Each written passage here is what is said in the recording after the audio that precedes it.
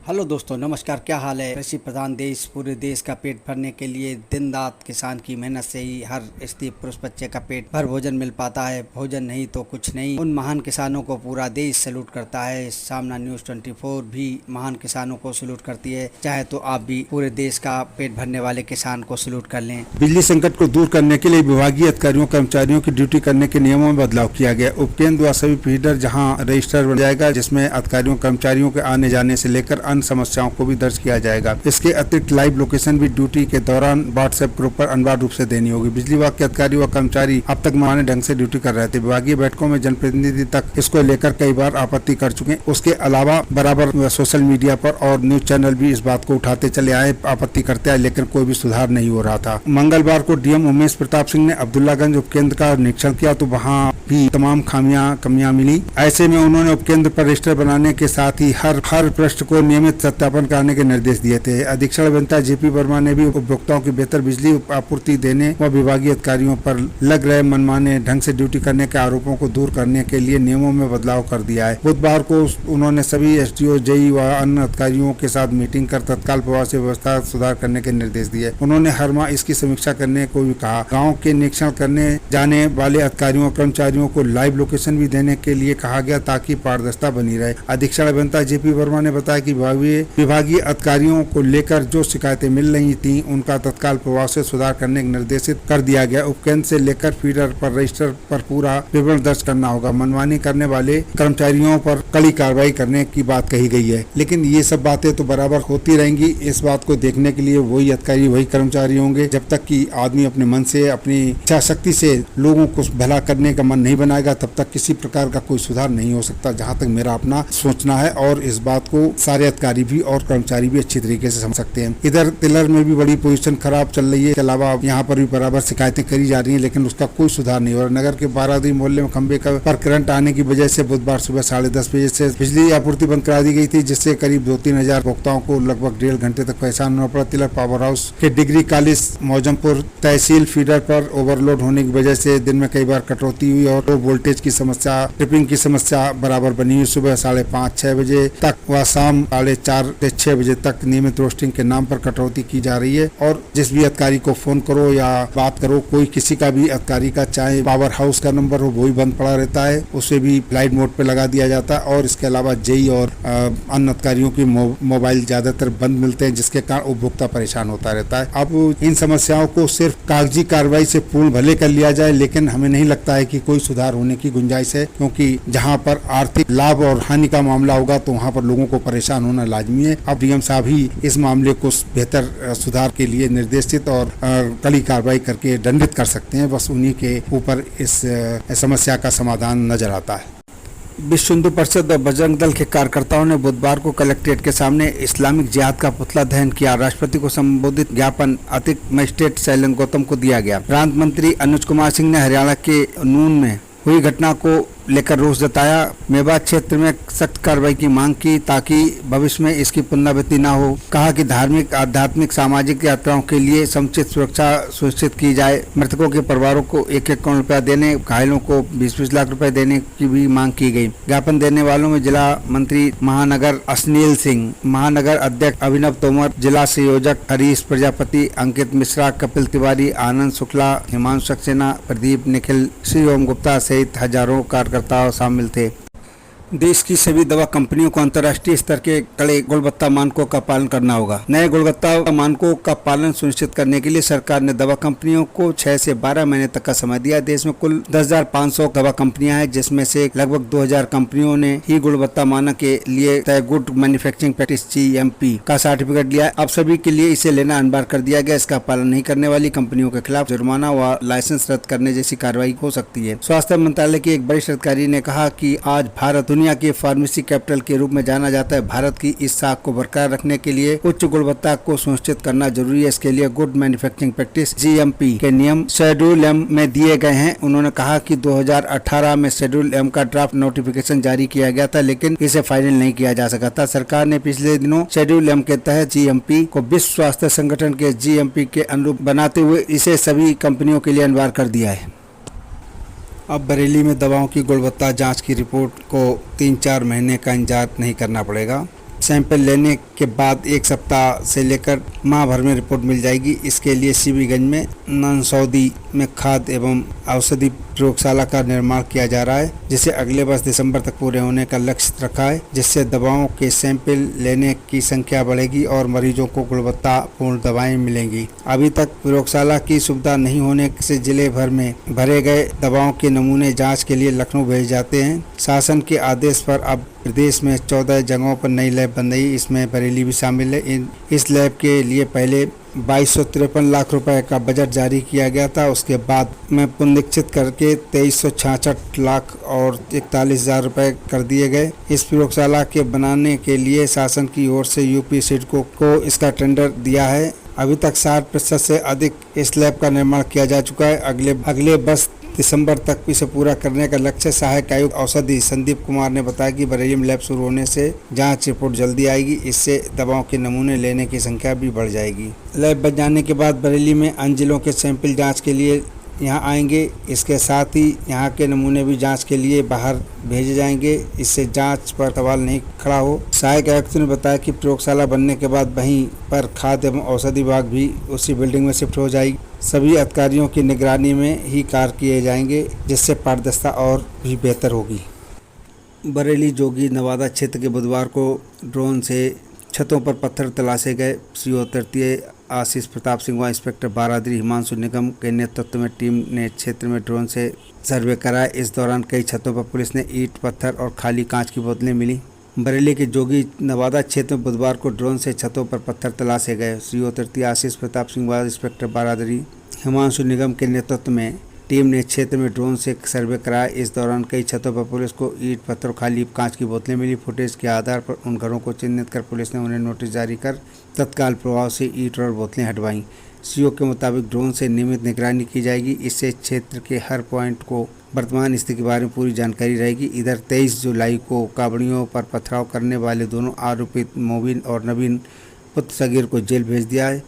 दोनों को पुलिस ने वीडियो फुटेज के आधार पर उठाया था, जिसमें वो पथराव करते हुए दिख रहे हैं। बाराई पुलिस के मुताबिक पूछताछ में आरोपितों ने पथराव में शामिल कई अन्य लोगों के नाम भी स्वीकारे, जिनकी तलाश जारी है। जल्दी उनको भी गिरफ्तारी की जाएगी। 30 जुलाई को कावड़ियों के जत्थे के बीच हुई फायरिंग करने वाले दोनों आरोपित अभी भी पुलिस की पहुंच से बहुत दूर हैं, जिनकी तलाश पुलिस बहुत ही गहमा गहमी से कर रही है और जल्दी ही आरोपी पकड़े जाने की उम्मीद है। उधर जोगी नवादा मामले में बुधवार को सपा के प्रतिनिधि मंडल ने शिवाकांत द्विवेदी व एसपी सिटी राहुल भाटी से मिला। जिलाध्यक्ष शिवचरण कश्यप ने मांग करते हुए कहा कि मामले की जांच निष्पक्ष कराई जाए। क्षेत्र के लोगों में पलायन की स्थिति बनी है, ऐसे में पुलिस प्रशासन सभी को सुरक्षा का भाव पैदा करे, जिससे ऐसी स्थिति नहीं बने। समन्वय के लिए उसमें सभी को बुलाया जाएगा। इस दौरान महानगर अध्यक्ष शमीम खान सुल्तानी, मनोहर पटेल, राजेश अग्रवाल, राम प्रसाद यादव, मयंक शुक्ला, मुंटी, रविंद्र यादव व अन्य मौजूद रहे। उधर हिंदू जागरण मंच के महानगर अध्यक्ष योगेश कुमार गुप्ता के नेतृत्व में पदाधिकारी एसपी देहात राजकुमार अग्रवाल से मिले। कावड़ मार्ग पर मांस की खुली दुकानें बंद कराने व कावड़ियों का रास्ता रोकने वाले पर कार्रवाई की मांग की। शाहजहांपुर में राष्ट्रीय स्वयंसेवक संघ कार्यालय के मुख्य द्वार के पास लघुशंका से टोकने पर बुधवार रात युवक हमलावर हो गया। आरोप है कि उसने स्वजन को बुलाकर कार्यालय पर पथराव भी किया, जिसमें 3 विद्यार्थियों को चोट आई। हंगामा बढ़ने पर पुलिस पहुंची। उस समय भी आरोपित पक्ष हमलावर था। विभाग कार्यवाहक की ओर से थाने में तहरीर दी गई है। टाउन हॉल में राष्ट्रीय स्वयंसेवक संघ का कार्यालय, इसके सामने ही शहीद उद्यान में रात को बड़ी संख्या में लोग घूमने आते हैं। संघ के विभाग कार्यवाहक रवि मिश्रा ने बताया कि रात 10 बजे मुख्य द्वार के पास एक युवक लघुशंका कर रहा था। महानगर प्रचारक मंजीत ने टोका तो वो उग्र हो गया। इसकी सूचना पुलिस को भी दी, लेकिन इस बीच उसके स्वजन आ गए। उन सभी ने कार्यालय पर पथराव किया। पदाधिकारियों और स्वयं सेवकों को धमकी दी। पथराव से कार्यालय में रहने वाले नितिन, विनीत, अनुभव को चोटें भी लगी हैं। महानगर विद्यार्थी प्रचारक अशोक से भी अवगत की गई। घटना की जानकारी पर एसपी सिटी ने सुधीर कुमार जायसवाल फोर्स लेकर पहुंचे। फोर्स की मौजूदगी में भी आरोपित पक्ष अवगत करता रहा। ये देख भाजपा महानगर उपाध्यक्ष राजकमल वाजपेयी व अन्य कार्यकर्ता आक्रोशित हो गए। आरोप है कि सीओ सिटी BS वीर कुमार ने आरोपित पक्ष को वहां से भगा दिया। पुलिस की इस कार्यशैली को लेकर नाराजगी रही। पड़ोस में कांग्रेस का कार्यालय है। पार्टी के महानगर अध्यक्ष पवन सिंह प्रकरण जानने पहुंचे तो भाजपा कार्यकर्ता फिर से भड़क गए। देखिए, एक तो आज राष्ट्रीय अंगदान दिवस है। अंगदान यानी ऑर्गन डोनेशन के प्रति लोगों को जागरूक करने के लिए ही हर साल 3 अगस्त को भारतीय अंगदान दिवस के रूप में राष्ट्रीय स्वास्थ्य मिशन के तहत मनाया जाता है। आंकड़ा देखिए, देश में हर साल 1,80,000 किडनी फेलियर केस आते हैं, लेकिन सिर्फ 6,000 किडनी ट्रांसप्लांट ही हो पाते हैं, क्योंकि लोगों में अंगदान के प्रति धारणाएं अलग अलग हैं। अच्छा खबर है कि देश की राष्ट्रपति द्रौपदी मुर्मू आज मध्य प्रदेश भोपाल आएगी, यहाँ अंतर्राष्ट्रीय साहित्य और कला उत्सव का शुभारंभ करेगी। बड़ी खबर देखिए, आम आदमी को महंगाई का झटका, फिर से आसमान छूने लगे टमाटर के दाम। मदर डेयरी की दुकानों पर 259 रुपए प्रति किलो के भाव से टमाटर बिक रहा है। कहीं आपकी थाली से ही गायब ना हो जाए टमाटर। वजह ये कि दिल्ली की मदर डेयरी का एक डाटा सामने आया, यहाँ स्टोर पर टमाटरों की कीमतें 259 रुपए प्रति किलो चल रही है, जबकि सरकार खुद 60 रुपए किलो बेच रही है। लेकिन अभी क्या कि आपूर्ति में कमी आ रही है, आगे से और प्रोडक्शन कम आ रहा है, इस वजह से कीमतें बढ़ रही है। अच्छा रेलवे से अपडेट है, मुंबई लोकल ट्रेन के लेडीज कोच में सीसीटीवी कैमरे लगाए जाएंगे। महिलाएं कोच में लगा बटन दबाकर गार्ड से शिकायत भी कर सकेंगी। ये इंडियन रेलवे की प्लानिंग है। फिलहाल 771 लेडीज कोच में ये सीसीटीवी इंस्टॉल किए जाएंगे। ये एक प्रतीकात्मक फोटो है जिसमें दिखाया गया है कि कैमरे में किस तरह से दिन में और अंधेरे में फोटो कैप्चर होंगे, और ये हर कोच में पैनिक बटन भी लगाए जाएंगे। महिलाओं को अगर रेल सफर के दौरान कोई भी दिक्कत होती है तो तुरंत आपको पैनिक बटन दबाना है, आपकी सीट तक रेलवे मदद मुहैया कराएगा, है ना। और एक अपडेट रेलवे कर्मचारियों के लिए भी आ रहा, अब छुट्टी के लिए ऑनलाइन अप्लाई कर पाएंगे रेल कर्मचारी। इसके लिए human resource management system HRMS leave module की शुरुआत की गई है। ये एक तरह का ऐप है जिसके माध्यम से रेल कर्मी छुट्टी के लिए ऑनलाइन आवेदन कर पाएंगे, है ना। बड़ी खबर देखिए, इलाहाबाद हाईकोर्ट ने बड़ा फैसला लिया है। नाबालिग लड़का लड़की लिव इन रिलेशनशिप में नहीं रह सकते हैं। इलाहाबाद हाईकोर्ट ने एक ऐसे ही केस की सुनवाई करते हुए कहा कि केवल 2 बालिग ही लिव इन में रह सकते हैं। यह अपराध की श्रेणी में नहीं आएगा, लेकिन दोनों में से अगर एक भी नाबालिग है तो उस जोड़े को लिव इन मान्यता नहीं दी जा सकती, और ऐसे मामलों में जोड़े को संरक्षण भी नहीं दिया जाएगा। अगर संरक्षण दिया गया तो ये कानून और समाज के भी खिलाफ होगा। कोर्ट ने कहा कि युवा बालिग यानी कि 18 साल का होना चाहिए और लड़की भी 18+ होनी चाहिए, तभी ऐसे कपल को, ऐसे जोड़े को लिव इन में रहने की इजाजत दी जा सकती है। अच्छा हाल ही में लड़का लड़की के प्यार को लेकर गुजरात सरकार ने भी प्लान बनाया था, मैंने आपको बताया भी था। लव मैरिज करने के लिए अब पेरेंट्स यानी कि माता पिता की परमिशन जरूरी होगी। गुजरात के मुख्यमंत्री बोले कि संवैधानिक सीमा में रहकर हम इस तरह का कानून बनाने की संभावनाएं भी तलाश रहे हैं, और यहाँ तक कि विपक्ष भी इस तरह का कानून लाने में एग्री है। चलिए अगली बड़ी खबर देखिए, पृथ्वी का अब तक का सबसे गर्म महीना रहा जुलाई। जलवायु परिवर्तन के कारण दुनिया की 81% आबादी ने भीषण गर्मी झेली। वैज्ञानिकों की तरफ से ये आंकड़ा जारी किया गया है। अच्छा अगला अपडेट है दोस्तों, जीएसटी काउंसिल की मीटिंग को लेकर। कल ही जीएसटी काउंसिल की 51वीं बैठक पूर्ण हुई और इसमें कुछ फैसले लिए गए। देखिए आप, ऑनलाइन गेमिंग पर 28% का जीएसटी कानून लागू रहेगा। हालांकि ये नियम 1 अक्टूबर 2023 से ही लागू होगा। अच्छा इसके अलावा टैक्स चोरी करने के बाद विदेश जाने पर भी नहीं बच सकेंगे गेमिंग प्लेटफॉर्म। सरकार ने कहा कि इसके लिए एक व्यापक कानून लाया जाएगा, और बाकी जो ऑनलाइन गेमिंग पर 28% जीएसटी को लेकर इंडस्ट्री की डिमांड थी कि इस पर फिर से विचार किया जाए, तो काउंसिल मीटिंग में तय किया गया कि ये सही है। इस फैसले को 1 अक्टूबर से लागू किया जा सकता है। अगले 6 महीने बाद जीएसटी काउंसिल की रिव्यू मीटिंग होगी और हो सकता है कि उसमें कुछ बदलाव हो। बाकी फिलहाल तो ये बना हुआ नियम स्टैंडर्ड है। ऑटो इंडस्ट्री से खबर है दोस्तों, हीरो मोटोकॉर्प कंपनी ने हार्ले डेविसन X440 की कीमत 10,500 रुपए बढ़ा दी है। हालांकि आज बुकिंग करने वाले कस्टमर्स को कम कीमत में ही ये बाइक मिलेगी। इसके अलग अलग मॉडल की प्राइस क्या है आप देख सकते हैं। हालांकि इसकी शुरुआती प्राइस ही 2,29,000 से होती है। चलिए अगली बड़ी खबर देखिए, आपको पता होगा कल ही बड़े दुख की बात है, बॉलीवुड के महान जाने माने आर्ट डायरेक्टर नितिन देसाई अब हमारे बीच नहीं रहे। इन्होंने अपने ही स्टूडियो से जीवन लीला समाप्त कर ली, अपने घर के पंखे से ही, जबकि इन्होंने देवदास, जोधा अकबर जैसी बड़ी महान फिल्मों का सेट डिजाइन किया था। 4 नेशनल फिल्म अवार्ड भी जीते थे। आखिरी बार इन्होंने फिल्म पानीपत के लिए काम किया। नितिन देसाई 58 साल के थे। मंगलवार देर रात इन्होंने ये कदम उठाया। दिल दे चुके सनम, लगान, देवदास, जोधा अकबर, प्रेम रतन धन पायो जैसी बड़ी फिल्मों के सेट डिजाइन भी इन्होंने ही तैयार किए थे। लेकिन इनके द्वारा इस तरह का कदम उठाए जाने पर एक बड़ा खुलासा सामने आ रहा कि इन पर 250 करोड़ का कर्ज था। इनका स्टूडियो भी बंद हो सकता था। पुलिस को इनके मोबाइल फोन से एक ऑडियो क्लिप मिली है जिसमें 4 लोगों का जिक्र है। अब उसी आधार पर आगे इन्वेस्टिगेशन जारी है और देखते हैं सच सामने आता है तो मैं आपको बताऊंगा। आम जनता के लिए देखिए एक अच्छी खबर, सस्ता होगा दूध, केंद्र सरकार की तरफ से दिया बड़ा तोहफा। वैसे तो दोस्तों महंगाई का आंकड़ा देखें तो एक साल में 10% बढ़े हैं दूध के रेट्स, लेकिन अभी मार्केट एक्सपर्ट और केंद्रीय मत्स्य पालन, पशुपालन और डेयरी मंत्री परसोत्तम रूपाला के मुताबिक इस समय अभी वर्षा ऋतु का मौसम चल रहा है तो हरे चारे की कीमतों में गिरावट देखने को मिल रही है और मानसून के बाद में दूध की कीमतों में कमी आने की भी उम्मीद की जा रही है, क्योंकि दूध की रेट पर मौसम का असर पड़ता है। तो इसलिए हो सकता है अभी आपको कुछ दिनों के लिए दूध की कीमतों में गिरावट देखने को मिले। वैसे दूध की कीमतें तय कैसे होती हैं, जिसकी डिटेल भी आप देख सकते हैं। बड़ी खबर देखिए, मानहानि केस में राहुल गांधी का सुप्रीम कोर्ट में जवाब, कहा कानूनी प्रक्रिया का दुरुपयोग हुआ, मुझे अहंकारी कहना सही नहीं है। एक और सैड न्यूज है, मध्य प्रदेश में एक और चीते की जान चलेगी कूनो नेशनल पार्क में। मादा चीता टिब्लिसी अब हमारे बीच नहीं रही, अब तक टोटल 9 चीतों ने दम तोड़ दिया। बड़ी खबर देखिए, ब्रिक्स समिट के लिए साउथ अफ्रीका नहीं जाएंगे प्रधानमंत्री नरेंद्र मोदी, वर्चुअली हिस्सा ले सकते हैं, रूस के राष्ट्रपति पुतिन भी शामिल नहीं होंगे। सुप्रीम कोर्ट में धारा 370 मुद्दे को लेकर पहले दिन की सुनवाई पूरी हुई। कपिल सिब्बल ने कहा जम्मू कश्मीर से 370 को कभी नहीं हटाया जा सकता। उड़ीसा के बालासोर हादसे पर खबर आ रही, 61 दिन बाद भी 29 लोगों के शव लावारिस हैं।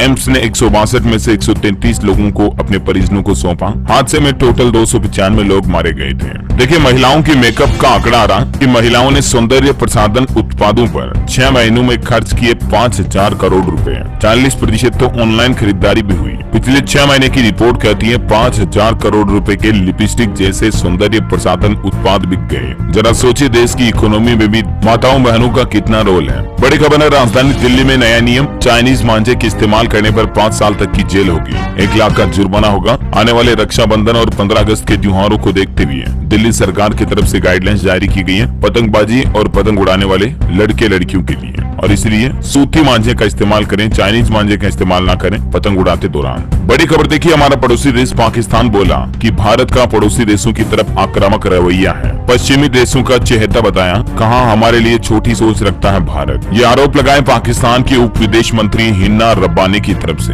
अच्छा खेल समाचार पर बड़ी खबर देखिए, India Pakistan world cup match की तारीख को बदला गया, अब 15 नहीं बल्कि 14 अक्टूबर को ही होगा मुकाबला। पाकिस्तान क्रिकेट बोर्ड भी इस बदलाव के लिए राजी हो गया। अच्छा खबर है कि आने वाले रक्षाबंधन के त्योहार पर मुस्लिम महिलाओं से मिले एनडीए सांसद। पीएम मोदी ने मीटिंग में निर्देश दिया और कहा कि समाज के हर तबके से जुड़ने पर जोर दें। लोकसभा से बड़ी खबर देखिए, जन विश्वास बिल लोकसभा में पारित हो चुका है, अब इसे राज्यसभा में पेश होना बाकी है। विशेषज्ञ बोले कि दवाओं की क्वालिटी से समझौता न हो, सजा का तो खौफ होना चाहिए। ये जन विश्वास बिल मुख्य रूप से नकली दवाइयों और इस तरह के उल्लंघन से जुड़े नियमों को लेकर ही है, जो कानून लोकसभा में बनाया जा रहा है ना। और वही खबर है दोस्तों, अब फ्लाइट टिकट पर 2000 रुपए की छूट मिल रही है, 4 तारीख तक आप बुकिंग कर सकते हैं। एयरलाइन कंपनी घरेलू इंडिगो ये खास ऑफर लेकर आई है। अगर आप 2 अगस्त से 4 अगस्त के बीच टिकट बुक करते हैं ना, तो आपको 2000 रुपए तक की फ्लाइट टिकट पर सीधा डिस्काउंट मिलेगा। कंपनी के 17 साल पूरे होने के मौके पर हैप्पी इंडिगो डे के नाम से एक ऑफर निकाला है कंपनी ने। अच्छा बड़ी खबर देखिए, राजस्थान में किसानों की कर्ज माफी के लिए आयोग बनेगा, इसका बिल भी विधानसभा से पास हो चुका है। देश भर में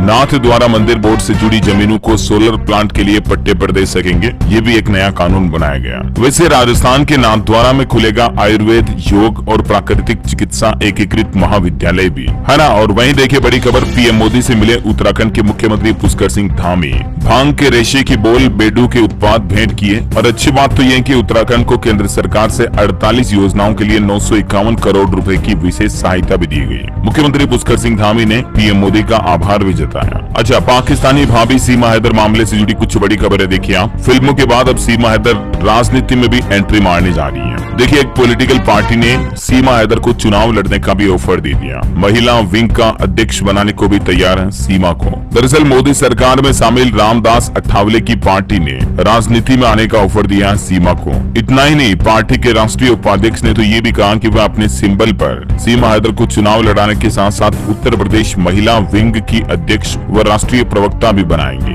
पार्टी सीमा को चुनाव लड़ाने के लिए भी तैयार है और अभी ऊपर से सीमा को फिल्म में काम करने का ऑफर भी मिला हुआ है। गुजरात से 50-50 हजार रुपए की सीमा और सचिन को नौकरी के ऑफर भी प्रस्ताव भी मिले हैं। देखिए फिल्म में सीमा को काम कराने के लिए तो और अपडेट आ गया कि सीमा हैदर से मिलने पहुंची निर्माता अमित जानी संग पूरी टीम। रो एजेंट की भूमिका निभाएंगी पाकिस्तानी महिला। लाइट कैमरा एक्शन, सीमा हैदर का हुआ ऑडिशन। आखिर किस फिल्म के लिए सीमा को मिलने जा रहा रोल? तो खबर है दोस्तों, सीमा हैदर आने वाली कन्हैया लाल से जुड़ी उसकी जीवनी से जुड़ी कहानी में अहम किरदार निभाएगी।